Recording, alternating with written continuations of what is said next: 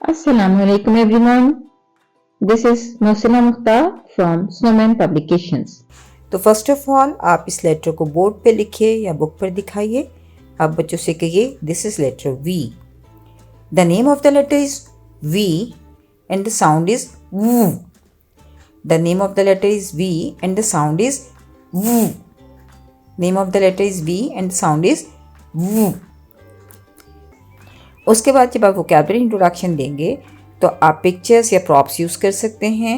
इसमें वोकैबुलरी है वैन और वेजिटेबल। तो आप बच्चों को कहेंगे look here, this is a van, van, van, van. These are vegetable, vegetable, vegetable.